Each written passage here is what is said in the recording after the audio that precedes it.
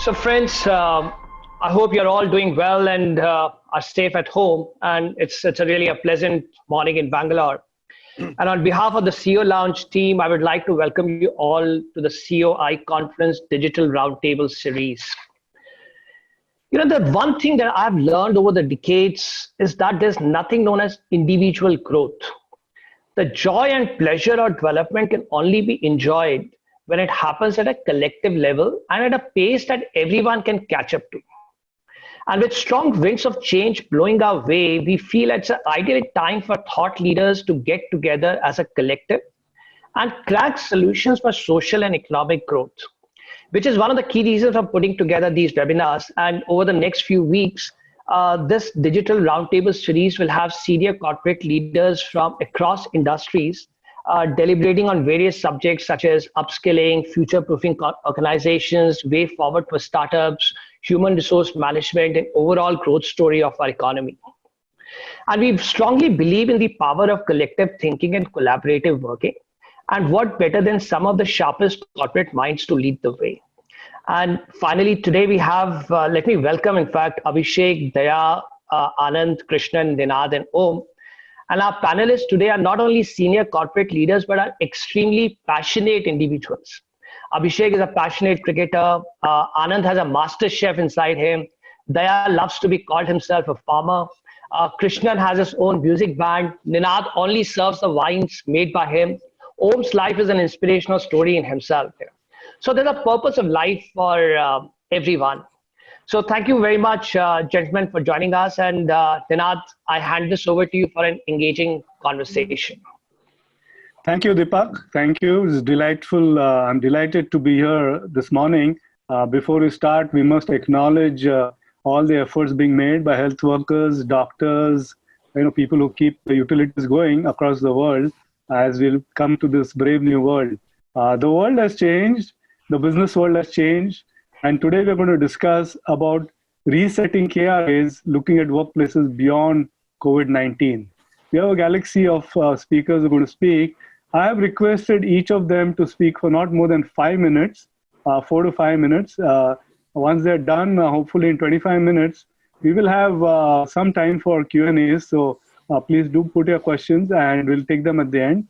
We'll kick off with Anand Ramamoorthy. Anand is MD of Micron India. I've been in the IT industry for a long time. So I thought, let me be partial and allow Anand to be the opening batsman. So over to you, Anand, for your 5 minutes maximum discussion. I have told each of these panelists to speak on the topic. Plus, I have given them specific focus areas. To Anand, I told him specifically to focus on managing remote workplace environment. Over to you, Anand. Your 5 minutes start now. Thank you, Dayanand. Very good morning to you and good morning to all of you. Deepak, thank you for putting this together and doing it a very, as you always do, a CEO lounge way of doing things. So wonderful. Good to see a strong participation this morning. It was a wonderful morning here in Bangalore and doesn't feel like a Saturday. So one of the first after effects of COVID is the weekdays and weekends have kind of collapsed. The whole concept is kind of gone. So we've got to reevaluate what it all means for us long term. Back to Dayanand's commentary. We all of us have had time to reflect on what does all of this mean for us short, mid, and long term. I think the short-term piece is easy. We are reacting to situations. Employees need passes, something goes wrong. Operationally, you're kind of always reacting. I believe the focus today is more on mid and long. And when I try to look at this problem statement, I look at the universe of touch points that we have in a typical enterprise. So we obviously have employees at the core of it. So I'm going to talk about what it means for employees to work remotely, to Dayanand's comment. But just touching on some other pillars that we have our customers that we serve on a daily basis. So what does COVID mean for the customer space? We have vendors and partners, critical vendors and partners, small and big. So there is an implication for them. Then we have enhanced interaction with government agencies. That's the interesting pillar. And the last but not the least, the communities that we serve and we live in. I'll obviously focus more on the employee part, but I want to quickly touch on the remaining 4 pillars too. So we at Micron moved to work from home a little early in the game, and it was a learning that employees appreciate when you're able to kind of move the trigger a little earlier than prescribed or mandated by the government. So we moved work from home probably a week earlier than the mandate, and it just gives you more headroom and time to plan and execute better. And at the India Center, we obviously have a business. We do a lot of R&D and innovation, and then we also have what I call day-to-day engineering. So when I look at the data is like 2 to 3 weeks old, so I don't want to over pivot to what we already know or have. But we're seeing that when it comes to productivity-related tasks, the impact is quite minimal. But if you are kind of contributing in a very contained, solo way, you continue to do that as long as you have the right IT tools at home. If you have the right bandwidth at home, you have the IT infrastructure. So we don't see an impact on the productivity-related tasks so much. Innovation is, as we all will agree, is more of a cultural thing. Of a culture and organization. Anand, sorry, I'm interpreting you, but can't see you on the video. So a lot of people are actually. Okay. Not sure why. Okay, let's see. We can hear you, but we can't see you. That's a shame. I had dressed myself up and was trying to look sharp this morning. Only Ninad right now on the screen. You can't see me? It could automatically trigger a speaker's voice, right? No, we can see everybody except Anand. Okay, Deepak, I'm not sure. I think I've done everything I could. So should I just continue or should we? No, okay. Please. Apologies. And so let me try one more time. I think I said play video. Okay. Sorry, I'll continue, Deepak, in the interest of time. So so I think innovation is a cultural thing. So we've seen that that kind of continues by default for most part. The part of remote workplace that is getting impacted is what I call active collaboration and debug. In any engineering project or a delivery program, that is what is called a root causing, failure analysis, debug activity, which is very physical in nature historically, because these are, you get into a room, you're whiteboarding, you're trying to solve a problem. There is no specific, is the unknown, right? And how do you capture all of that? So that's the part of remote workplace that is beginning to show some early impact. So productivity stays good for task-oriented objects and projects. Innovation continues because it's a culturally driven thing.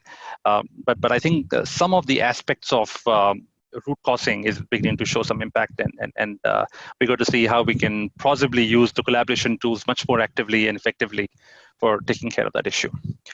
Quickly touching in the remaining few minutes I have, I talked about, that's the employee part. So we're keeping them, high degree of communication, keeping them motivated. People are working long hours. I think we in India particularly, I have to tell my stakeholders, don't assume a certain level of broadband and bandwidth, because that is not always equally available. So you have to kind of have a custom approach to managing productivity milestones and projects. But so far, I think safe to say that we don't see any large long-term fatigue or repair that is needed. On the customer side, what I worry most about very quickly in the remote workplace is we've always had a very high touch approach to customer relationship and management. But the recent Geo Facebook deal probably illustrates that you can go and strike a $6 billion deal without having to probably meet people in person. So I believe that paradigm is also getting challenged and changing.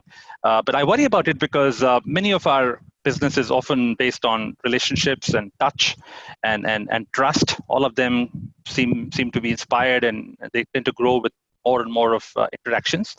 That's the piece I worry in the remote workplace model, that maybe it may take a little more effort, and we may have to change some of our styles to ensure those trust factors and relationships continue to grow and thrive.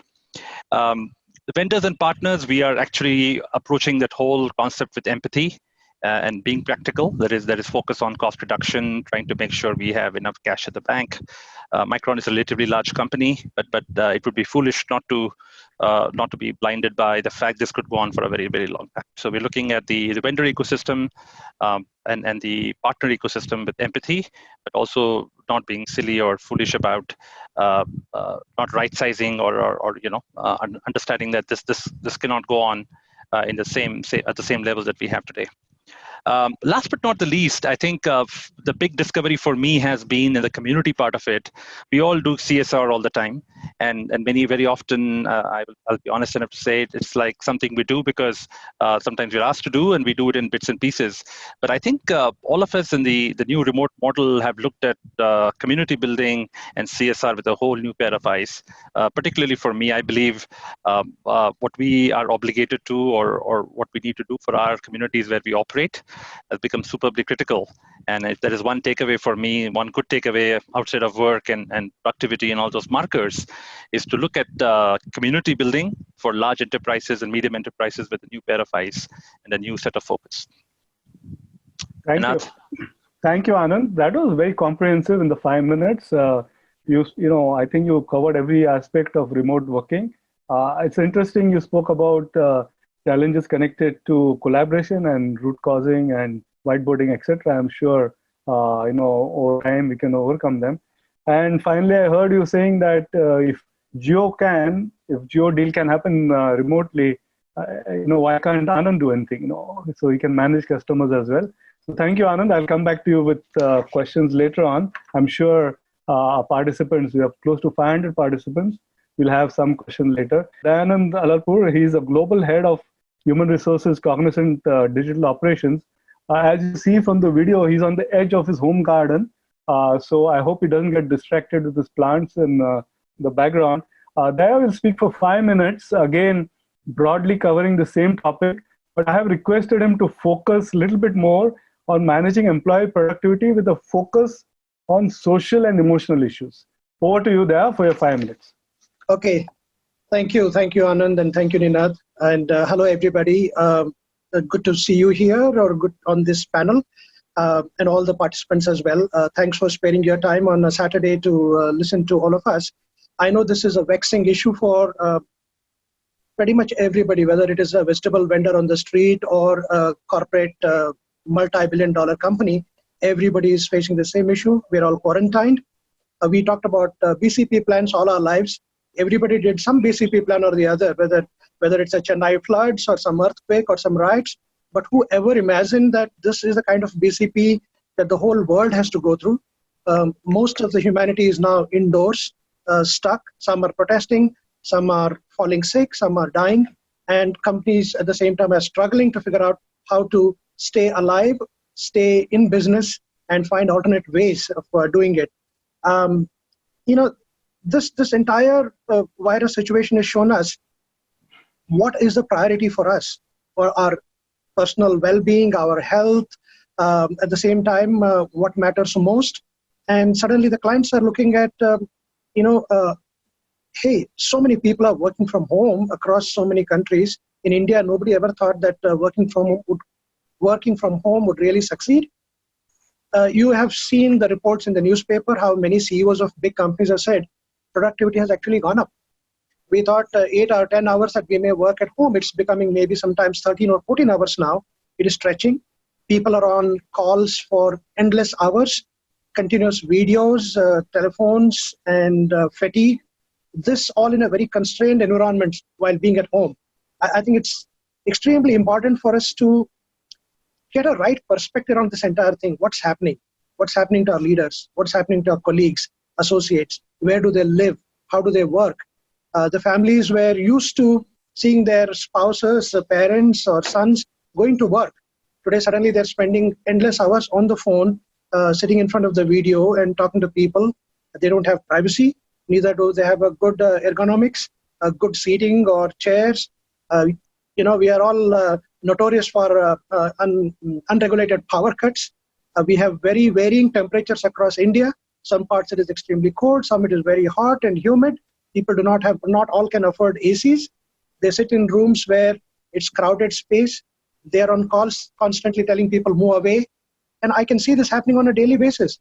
I mean, I should tell you a couple of instances. One of our colleagues who had a pet dog, every now and then it would pop up and come. It was finding it kind of embarrassing for the person to, go through this. And every now and then she was hushing and said, hey, it's okay. I mean, now, if you're at work, this won't happen.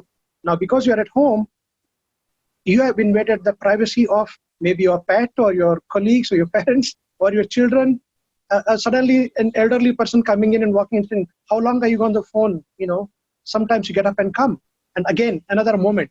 I think people need to understand that this whole workplace and family space is getting completely blurred now. People are finding it very difficult to figure out where to draw the line. And at the same time, we have this workplace. What is that workplace? How do we define? And our workforce, who is our workforce? And what kind of work can we do from home? What cannot be done from home?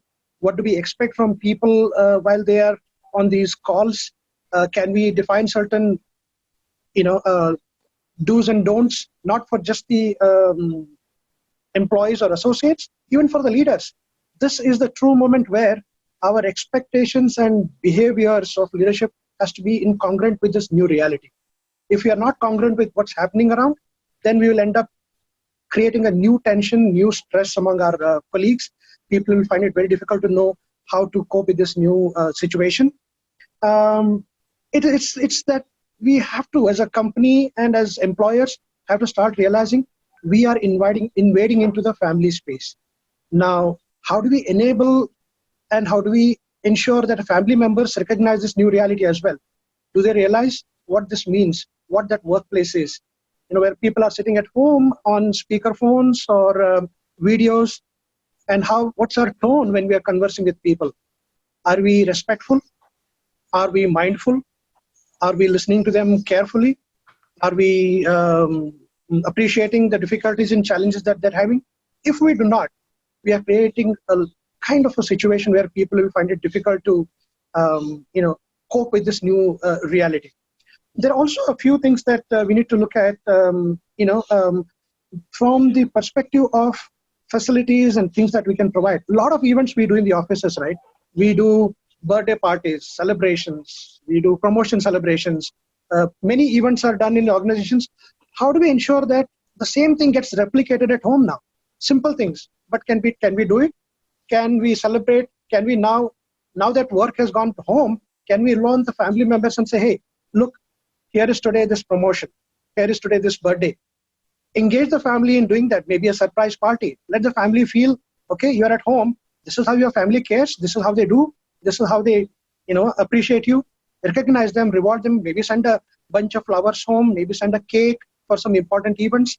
I think that blurred space of family versus work, how we can make it almost seamless without intruding on privacy, but at the same time repeating some of the best practices we did at work. I think that will be very important. Maybe involving families, doing these yoga sessions, health sessions, meditation. We may think, people are at home now, they may not need a healthcare facility. Who knows, if there are two working couples sitting with no other help or no other extended family support, how can they take care of two children? Now, we don't know how long the schools will be open. 6 months? They'll be closed for another 6 months or 1 year, or homeschooling may become another norm. Then how do we do it? Do we still have to give, daycare facility for people while they're staying at home, the kids go to daycare? I mean, all kinds of scenarios are possible. Plenty is happening. There's a lot of food for thought for corporates to rethink whether to give membership to various things. Plenty is happening there. So I'll stop at that point. Sure. We need to be just mindful, thoughtful, ensure that we demonstrate our true leadership in this time. And over to you, Ninad. Thank you there. Thank you for, summarizing, saying we need to be mindful and thoughtful. I think that's great. It's a great message for all the participants. So next panelist is Abhishek Ganguly. He is the MD of Puma India. He is going to again speak for 4-5 minutes on the general topic, but I specifically asked him to focus a little bit more on managing employee productivity in a work from home environment. So over to you, Abhishek, for 5 minutes. Thanks, Ninad. I think it's really gratifying to see more than 500 people listening to us on a Saturday morning, especially listening to 6 of us predicting the future when future is actually uncertain. And I don't think it's always very prudent to predict the future like we saw. Well, I think most importantly, that the world has changed, and I think the world will be different post-COVID than ever before, and the impact is going to be long-term. We are in a product business where there is not just an office environment, but we run about 370 exclusive stores. So there is retail where consumers come in. On an average, about 1,000 consumers walk into our stores, used to walk into our stores every day. Health and safety, I think, will remain very critical in workplaces going forward. We all have to be very, very mindful of that. Don't forget that we also have to run warehouses where there are millions of products and there are a lot of people through the shifts working through. And their health and safety is going to be extremely critical. Business clearly is a challenge and will be a challenge. It is very natural that employees are bound to feel insecure. Compassion and empathy will be critical for factors at workplaces. I personally feel that compassionate leadership will be the go-to word that will emerge in the new world, in business. Times are uncertain, like we all know. And workplaces need to rehaul their thinking. It is not about just predicting how businesses would be, how the business would be, 12 months ahead. Businesses have to adapt. And hence, flexibility and nimbleness will be extremely critical for businesses. We all have to track what are the new trends. In the consumer space, new trends of consumer behavior are going to adapt. We have to have new discoveries, and we need to adapt our entire strategy and the organization to that change. I also think that as the world is changing, communication and collaboration will be more important than ever.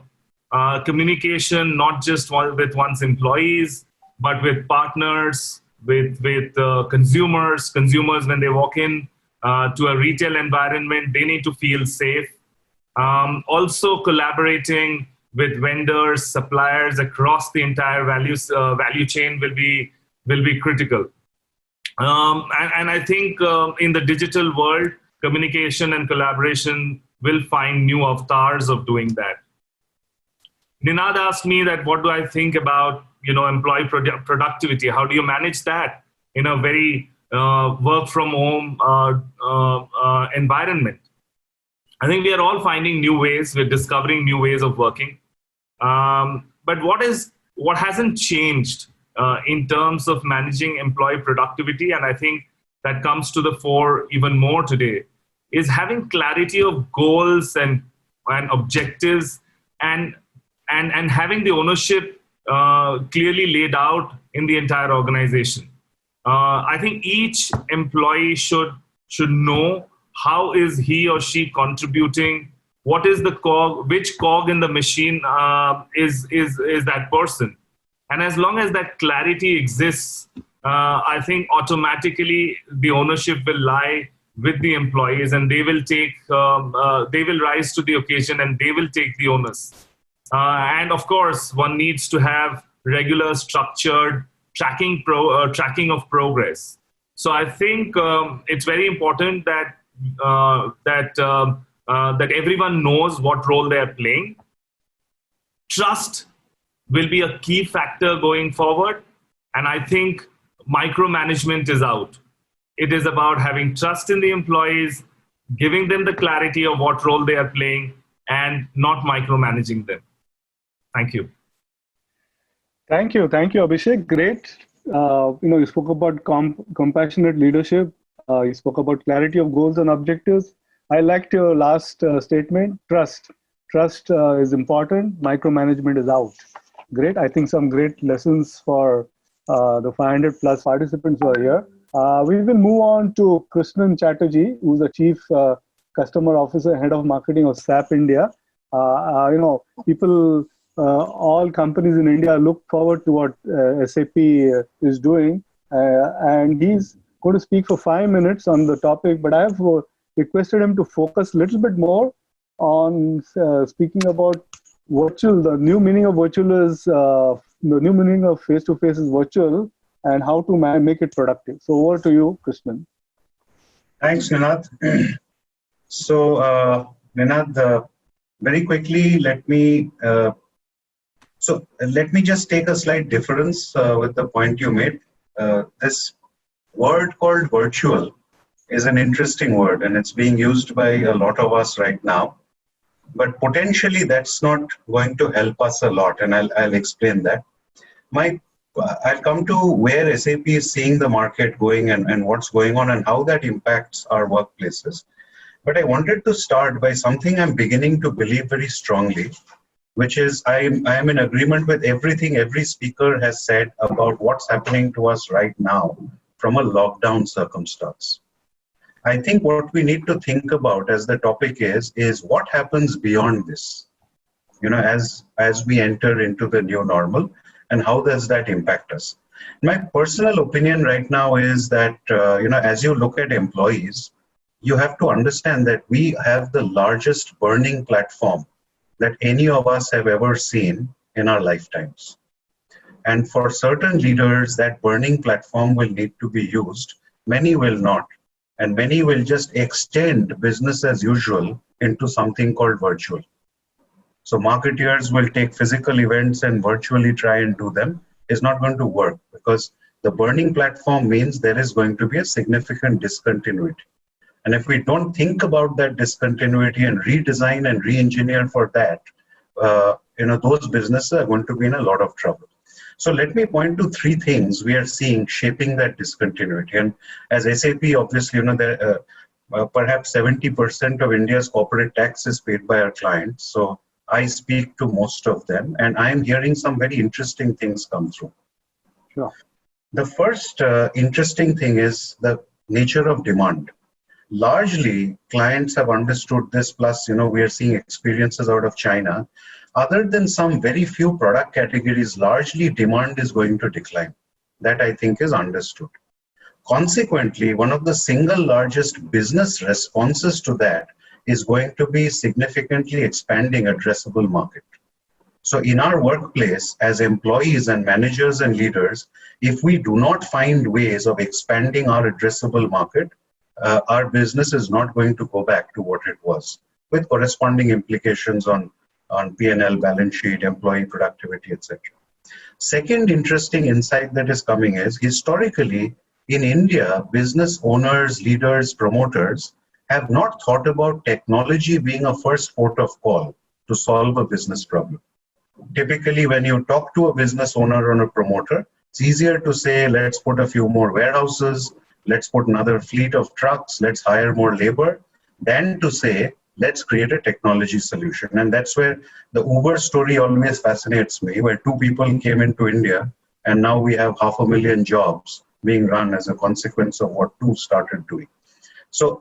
But the sense I'm getting now is that older generation, our chairmen, owners, promoters, are increasingly becoming amenable to technology being the first port of call to solve a business problem. One of the largest asks that I'm now getting is, how do you automate the shop floor in manufacturing? And, let's look at predictive maintenance, quality, etc. These are not conversations at that level we used to hear before. And I'm not talking about just the fact that all these business leaders now are doing Zoom calls and the things we are doing right now. So there is a certain openness now to technology. And when I marry point one and point two, there are interesting combinations that come up. Manufacturing sector in India, which last year got the 15% corporate tax ruling, now has the opportunity to start playing harder in the export market, given the way the global supply chain will obviously start realigning as China falls out of favor. So that's point two, which is this increasing friendliness with technology as a solution to business problems. The third thing I think we are seeing happening very significantly is we saw it happening with, it all kicked off with demonetization, GST, the e-way bill, e-invoicing, all of that. The acceleration towards the formalization of the economy is going to go up dramatically, because track and trace, our assets, our products, our people, everything now needs to become traceable. Risks need to be quantifiable. And as a consequence, I think many businesses in India which have thrived in the informal sector or even are formal, but have leveraged the informal sector in their supply chains and such like, all that mindset will also have to start changing. India will increasingly rapidly start moving towards a formal economy. I think if you just think about these three things, and there are many more, but these are three I'm immediately hearing from our customers. The implications on what will happen to us as workers is quite dramatic. So if you are not thinking in terms of, and that's where I go back to the burning platform analogy, I don't think I'll spend time going through each of these points and the implication on our work style. That should be fairly obvious. Thank you, Krishnan. That was wonderful. Burning platform analogy is great. You spoke about three points which you're hearing: nature of demand, friendliness to technology, and acceleration of formalization of economy. These are delightful, wonderful points. I think very, very insightful. A lot to think about. We move on to Om Manchanda. He's the CEO of Dr. Lal Path Labs. He's a busy man recently, and we are really happy you took time to be with us this morning, given your schedules. I have asked Om to speak on the topic generally, but also a little bit specifically on what is the new normal for CEOs in terms of health and managing health and safety of the workers and employees. Over to you, Om, for your 5 minutes. Yeah, thank you, Ninad. And thanks, Deepak, for organizing this webinar and having me over here. So I'll try and summarize in 2 or 3 points. Number one is our current situation as an organization is quite different from all of you or many other organizations. We are actually in the eye of the storm. While many of us at the headquarters are locked down, but most part of my organization, which is frontline, is really operating. So we have to manage the entire frontline staff and their anxiety. They are meeting the patients, unsure whether they are COVID positive or not positive. They have to perform their duties. So it's somewhat like army headquarters, where the headquarters is locked down and soldiers are fighting the war. So that's a kind of situation. I guess that experience we can talk about someday later. But I just thought I'll put this points in 2 parts. One is, what is the role of a leader in situations like this, and a little bit of my experience that I've seen over the last 1 month. If you just map out current situation, so we were in a pre-COVID situation before January of 2020. And sometime, I think middle of Jan or end of Jan, this world started recognizing, especially outside China, there is something serious happening. And for almost 2 to 3 months, till about early March or mid-March, we were always in this situation like, okay, SARS happened many years back. It only happened in few countries. It never spread. So we were a bit alerted, but not that kind of thing that is going to come to us as well.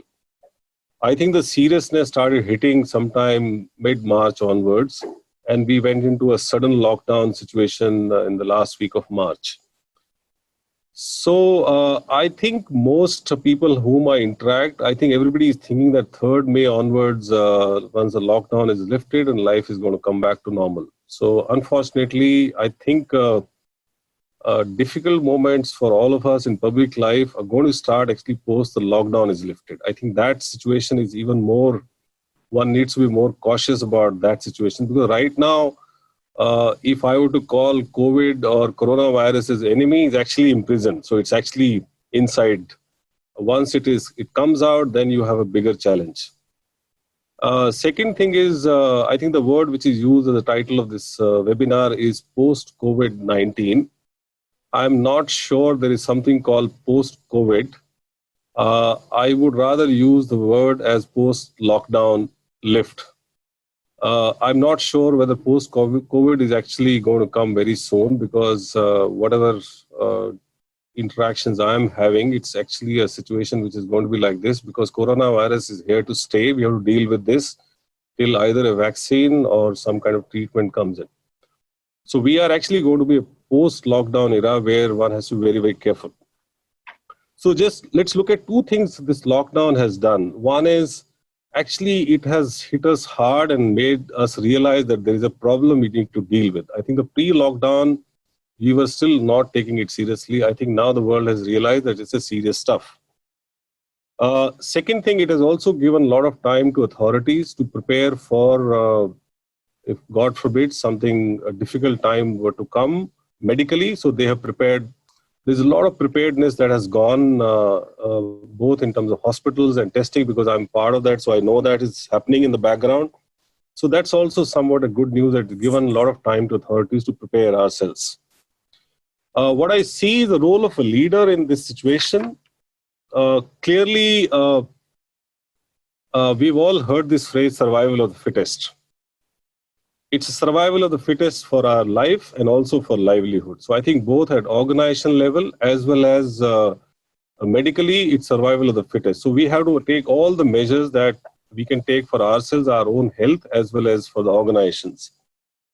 I'm not going to get into details because that everybody can think of what are those measures one need to take. But coming back to the organization part, I think there's a lot of talk about employee morale and job cuts, salary cuts, etc.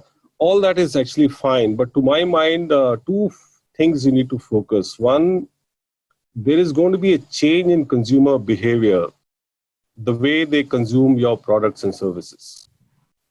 Clearly, if I relate to my own business, people, actually I need to be aware as to people might just hesitate to come to an outlet to give blood samples because they don't know who they are coming in contact. So I need to address that concern of my consumer or patients. Similarly, my own employees, they are very anxious because they are meeting these patients. You don't know who is carrying the virus, who's not carrying the virus. 80% cases are asymptomatic. That is making life even more difficult. So you just need to look at the consumer behavior, the way they are going to consume your products and services, and accordingly design actions. And I'm sure each one of you can think through for your own business. The second important part is the financial health of the company. As a CEO, of course, some of these numbers may not be visible to the whole organization. Only few people would know. It's very, very important. You must know what is your real strength financially or weaknesses financially and what you guys are doing about it and how long you can carry on like that. I think it's important to make at least your immediate layer aware about it, and that might just help. On the personal piece, I would urge that make sure that your immune system stays strong, and that, of course, lack of sleep, any stress or some food habits, all that will add to the immune system. Make sure in this situation, because looks like this virus can only be right now dealt with your own body, which is your own immune system, and also social distancing norm, which everybody is talking about. The other experience that I've had is that, immediately after lockdown, there was a lot of burst of energy. Everybody wanted to take this whole thing head on, and we were working 24/7. So my sense is that a message to everybody, including my own team, I've been giving them, in crisis, everything gets delegated upward. And people think that the guy on the top has all the solutions and everything travels up to him. So at some level, just be cognizant of the fact that we have limited energy. Just don't try to be superhero in this whole thing. Just see that you are delegating and making use of everybody's time. Otherwise, everything will fall on your table and you are actually locked down in any case. So that's something which has helped. And I've also seen that new roles are emerging, new structures are emerging. Please be aware about that. Like in my case, we suddenly found that the COVID business and non-COVID business has to be handled completely differently. And so we immediately put together a COVID team, which was not interacting with non-COVID, because non-COVID business is the most important. That's where our main bread and butter. So I would actually say that it's not only the responsibility of the CEO, but your immediate layer. I know everybody is talking about communicating down the line to whole organization, but make sure that your inner circle, which is around you, just check their emotional well-being, their physical well-being, because they are also stressed out. I think it's important that you take care of them and they'll in turn take care of their outer circle. Keep on communicating with your staff is very important. I think there are a lot of ways and means of people are communicating nowadays, which is very useful. Third thing that I've observed is this threat is actually a perception. So some people may perceive it in a very, very negative way. Some people may perceive it in a very positive way, saying that, okay, there's a new order which is going to emerge. Let's find out new opportunities as well. So I think you will have all sorts of people in your organization. Try and put them in groups. If people are perceiving threat as a big opportunity, so put them into a group which identifies new ideas for future. And people who are perceiving threat as a in a very negative way, they want to go on the defensive, so deal with them separately. I do believe that while we communicate in difficult times, hope always helps in your tone, tonality, words that you use. Of course, you're cautioning them all the time, but hope sustains life, so make use of this world quite often, which helps. The last point that I want to make, which was given to me about employee safety and health in workplace. Post-lockdown, I believe they're going to a very, very difficult time because there are a lot of asymptomatic carriers moving around in the system. And when offices open up, you will see people coming in and you won't know who is carrying this virus. So I think two things which are very important, that please look at layout of your office, because social distancing is very, very important in this. And the second thing is in terms of habits on hygiene, especially wearing face masks, is going to be another important area. Third is, I think employers will need to spend significant amount of time and effort in managing health of employees. So there are lots of organizations reaching out to me, manufacturing organizations or service organizations, where they are saying, how do we deal with employees who are going to come to office on, let's say, post 3rd of May? It's as per the current guidelines, you can't test everybody. So my sense is you will have to probably take help of opening medical centers within your own organization, especially where a large number of people are there. And you also have to be careful about confidentiality of medical status of an individual, because there are those issues as well. You can't publicly talk about many of these things, but you have to deal with all this. So in summary, I would say first, accept that new normal actually may not have yet set in also. We don't even know what that new normal is, but new normal is going to set, and please be aware what that new normal is. Please make your employees aware that your health is not only important for you or your family, but also for your colleagues, because till yesterday it was an individual matter, now it's actually a collective matter. They also should know that if you're hiding something, till yesterday it didn't matter from a regulation perspective.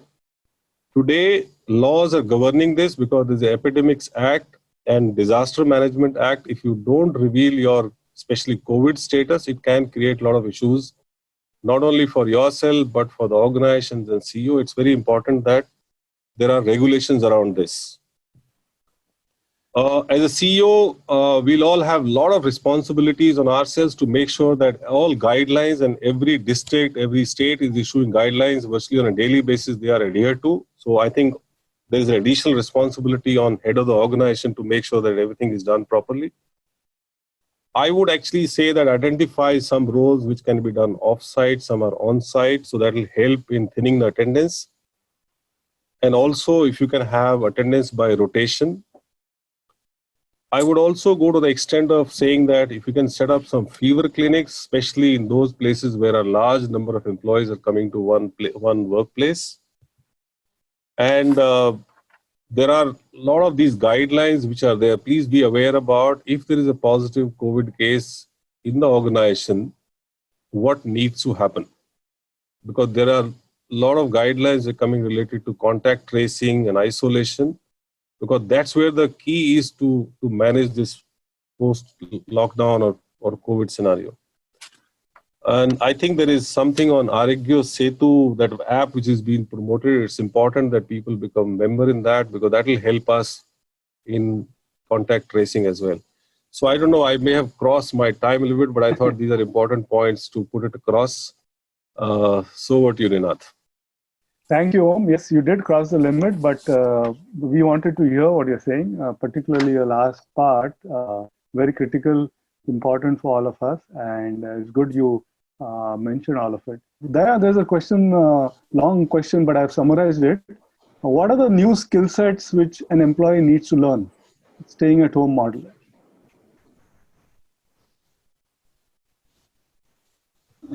Yeah, thanks, Ninad. I think, there is a lot that people need to do today. If you look at, there is a surge of webinars. Many universities, academic institutions, specialized skill training bodies, they have opened up their resources to people during the COVID time to go register and do some courses, which is extremely important. All of the leading organizations have actually already gone online in this space a long time ago. So people will really need to now invest time in trying to pick up primary skill, secondary skill, and not be specialists in one area. And this is going to be extremely important on even working with clients, picking up some domain skills. If you're working in, say, for example, financial services sector, maybe a more correlative one could be the insurance. If you're working in insurance, maybe relative could be healthcare. And if you're predominantly in healthcare, maybe something in the life sciences. There is a lot that people can pick up in different areas in terms of upskilling themselves.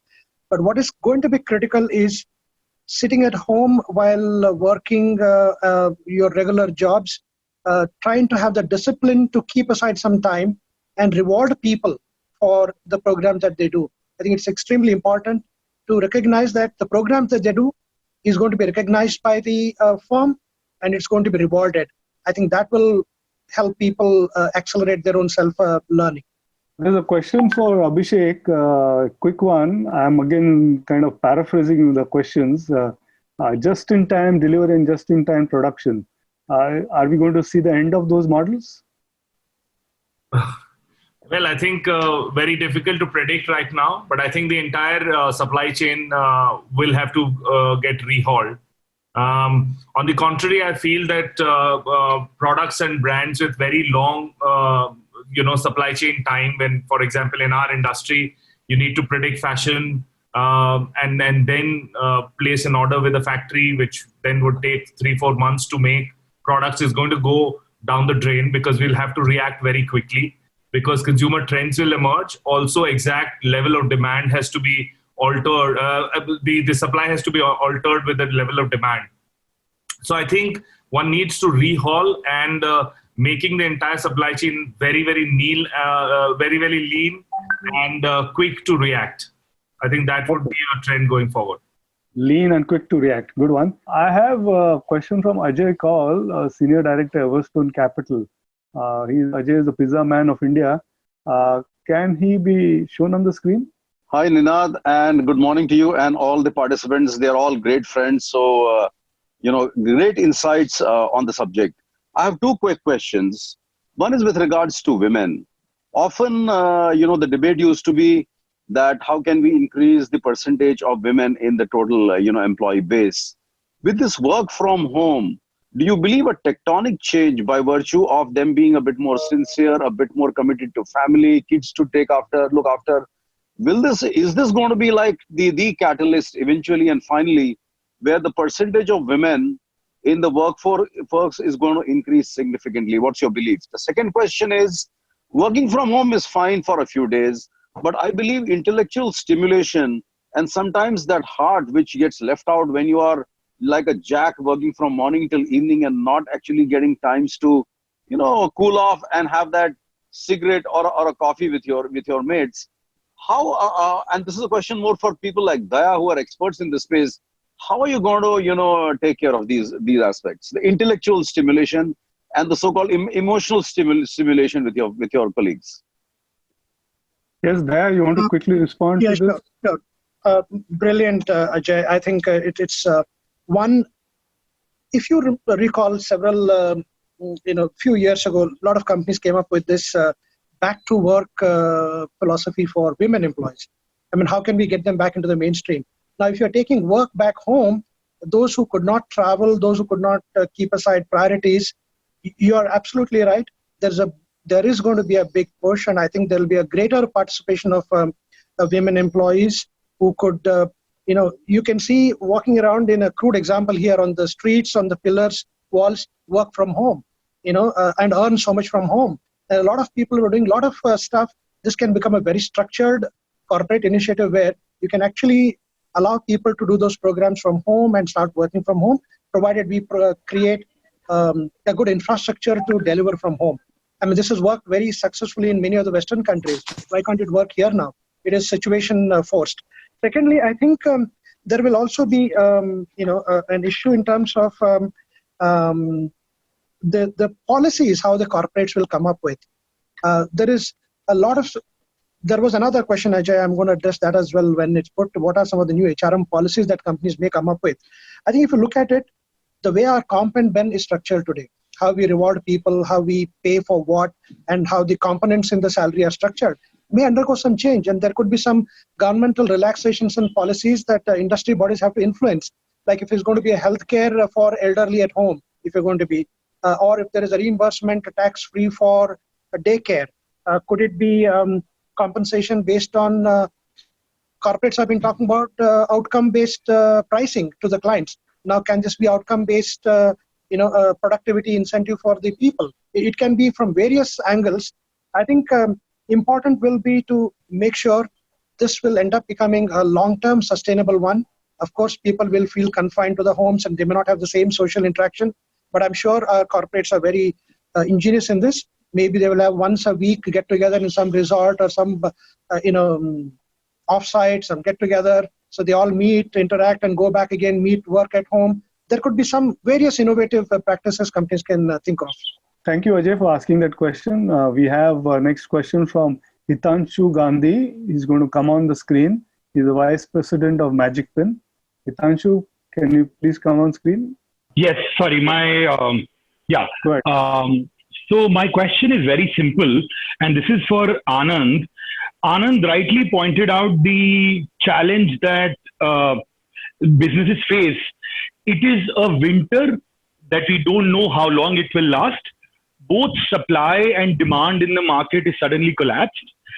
But history tells us that while we need to be cognizant about our cost and vendor base, eventually humanity bounces back and the businesses that survive will grow and thrive.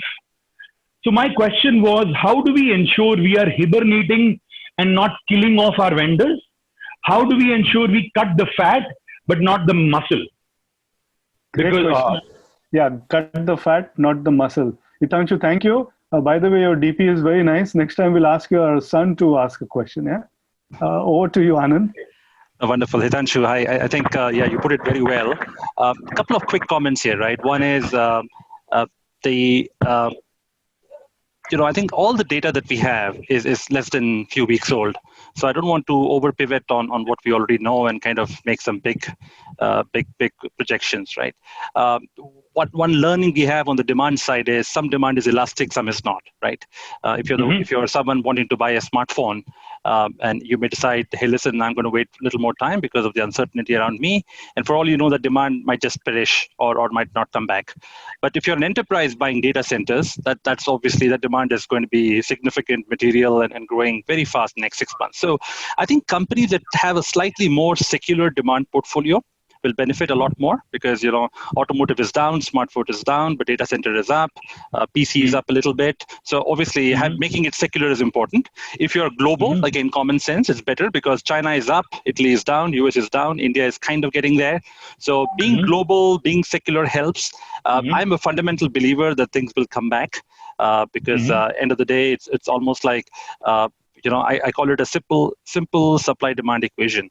And as long as we have a value proposition and we solve a customer problem, we all will be in business.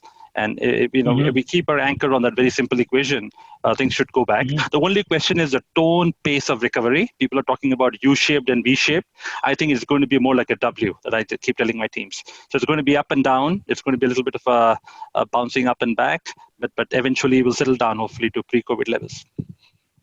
Thank you, Anand. Thank you, Hitanshu, for asking that question. So we have Rajiv Kapoor, who is the MD of Pristine Ventures. Next, please, Rajiv. Can you put on the screen? Yeah. Hi, Ninad. Hi. Yeah, I have a simple question. While we have discussed the company's viewpoint of what are they doing during this difficult time, what are the few things employees can do during this time to stay relevant? Okay, what are the things employees can do? They are going through a difficult time. Everybody is going through a difficult time. What can they do so that they stay relevant during this time?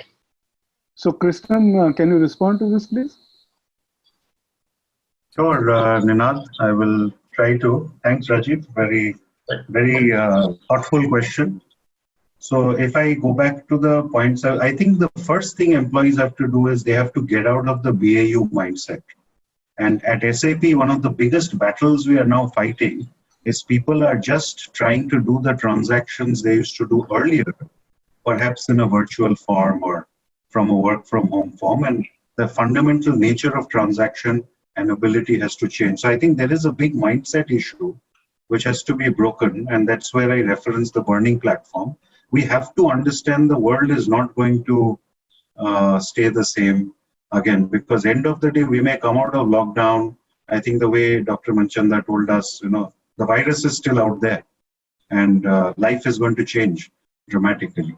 I think the second aspect is employees need to start thinking more holistically about the business. So rather than, let's say, their silo, their product category, because if we are going to expand addressable markets, we need our people to start taking charge of market spaces rather than product portfolios, or whatever is your internal definition of the locus of control that they have. And I think the third very key thing that we need employees now to do is they have to become extremely empathetic and outside in rather than inside out. So let customer conversation, so engage as much as possible. Beautiful thing is customers also have lots of time now to do that engagement. People aren't running here and there. Time available has expanded. The more we can speak with customers, understand their perspective and leverage empathy in whatever business we were driving, things are going to change. I think these three things would be important. Thank you so much. Thank you. Thank you, Rajiv. Good to see you online. Aditi Jain has asked, what will happen to the sales job? Maybe Abhishek can respond to it. I think it's a very relevant question. I think for some time, sales organizations have to rehaul themselves. And the way to use digital platforms to communicate with customers, and also look at different ways in which products are launched, product information is passed on. So I think a lot of it will go to complete digital. I think sales reps, who would then go to customers' offices with samples, I think that is going to go down for some time. The entire sales organization needs to be changed. I'll give you an example.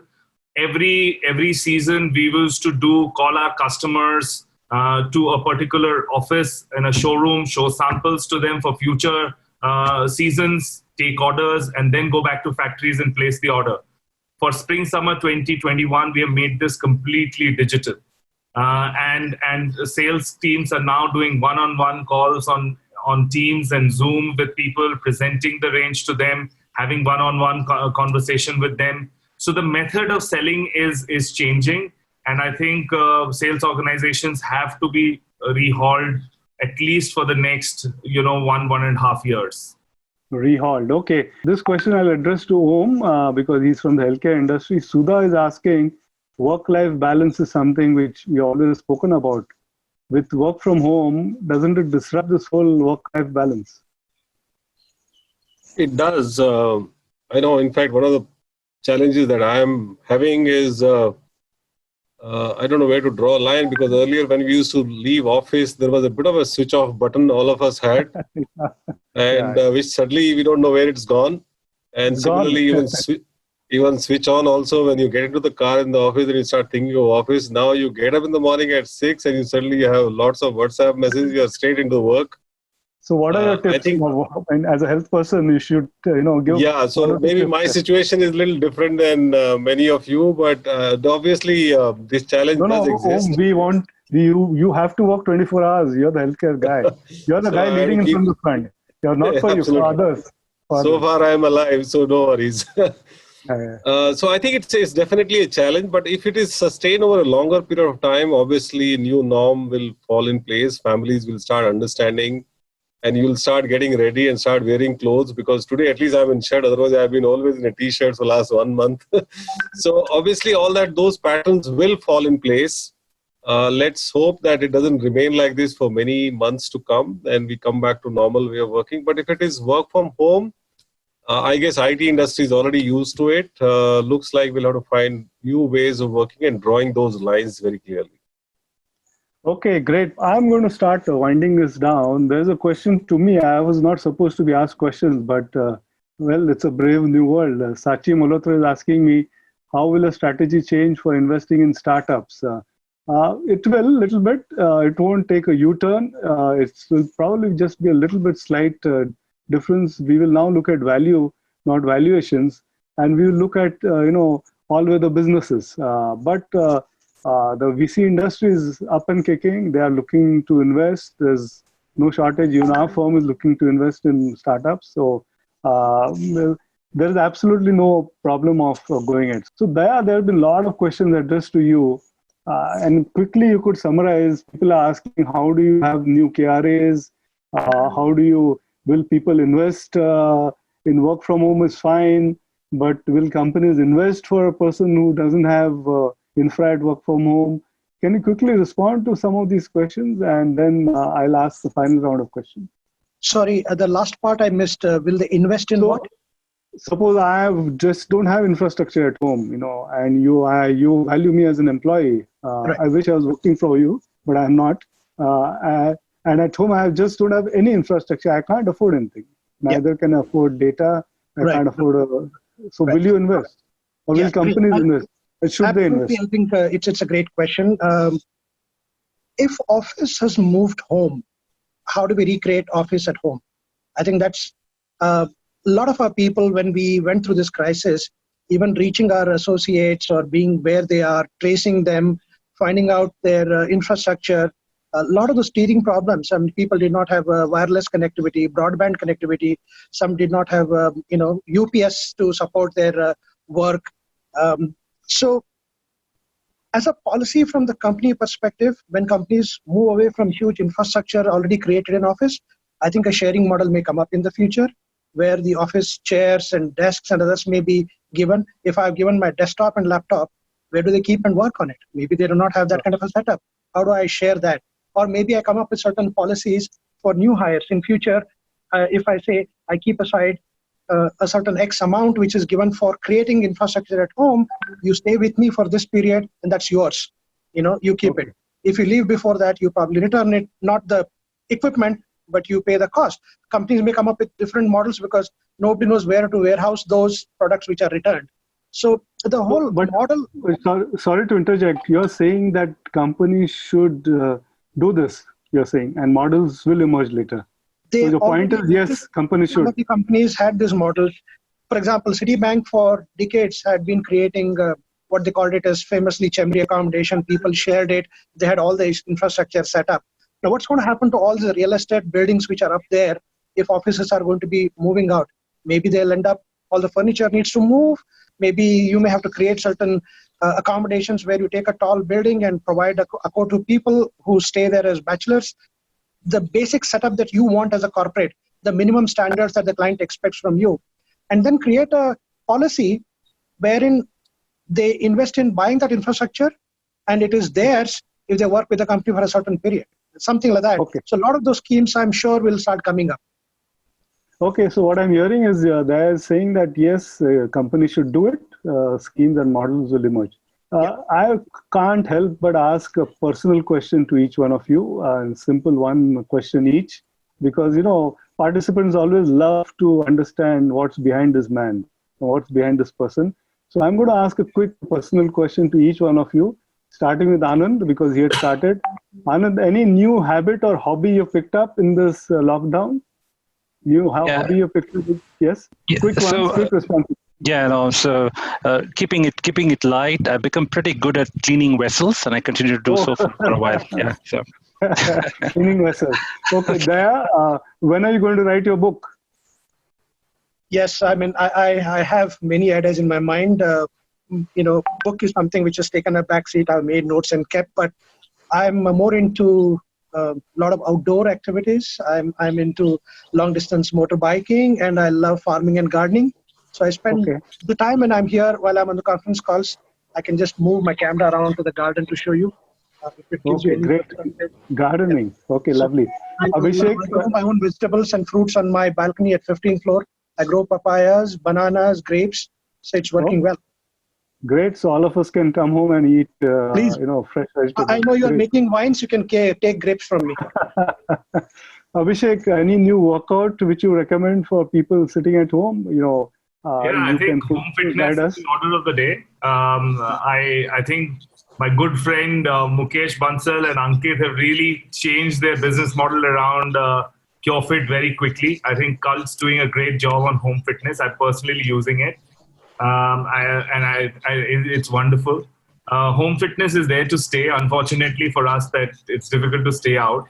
But what I'm really missing is live sports action. And it's a big challenge not to have anything live on TV on sports.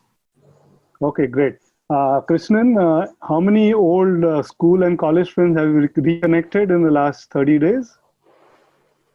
It's strange that you asked that. None whatsoever. But I must say, as a musician, I've started picking up songs I used to listen to back in my college days, the latest being Yesterday. Okay, great. And Om, have you stopped anything which you were doing earlier? Any bad thing, good thing? Have you stopped anything? Maybe I'll just say that, my pet dog is loving this lockdown because that little girl never had that much of time from me. Now she's always with me. So she's wondering what has happened. On the other side, of course, I also need a break. So I am loving Indian food cooking. So I'm just enjoying that. Great. And I'm mostly on the calls all the time. I'm a bit of walking also within the house, within the complex. So a number of steps have gone up per day compared to what it used to be earlier. Great. So you should look up Sanjeev Kapoor's channel. So I'm going to ask each one of you to give one Twitter response as a message, a positive message. Let's end on a positive note. What is a positive message you want to give to the participants in this time? Let's start again. Let's start with Om. Let's go backwards. Any one-line message? I think disruptions throw up great opportunities. Keep your eyes and ears open. Some new opportunities will emerge for all of us. Keep your ears and eyes open. Disruption throw up opportunities. Krishnan, any one-line message in this time? If you're not already, start enjoying life. It's the only one we have. Lovely. Enjoy life if you've not started enjoying already. Abhishek, any one-line message? We need to have positive energies around us. Humankind will find its way. Great stuff. Positive energy, humankind will find its way. Daya, a quick one-liner.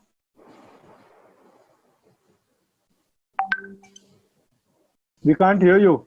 Daya, you need to unmute. He's on mute. Yeah. Oh, sorry. Yeah. I was on mute. No, I was saying pursue your passion. You never know, that can become your livelihood. Pursue your passion. It could become your livelihood. And lastly, Anand, any quick messages? One-liner? Yeah, Ninad, I would say this too shall pass, right? So. Just too shall pass. Great. Thank you, the panelists. We had a wonderful session. We covered a lot of ground, starting with Anand talking about, challenges on the remote working place. They are speaking about priority for health. Abhishek speaking about compassionate leadership. Krishnan speaking about burning platform. And Om talking generally about health. So a great panelists discussions we had. Thank you for joining. Thank you for inviting us. Is Deepak going to come and just close the session? And thank you participants for being part of this session. Deepak, are you going to come to close? Yeah, Dinat, thank you so much. And thank you so much. And thanks everybody. It was a wonderful, engaging session. And I must say that Dinat, your surprise of one-liner at the last brings a real poetic stuff out of everybody. So that was fantastic. So thank you very much, and be safe, be healthy.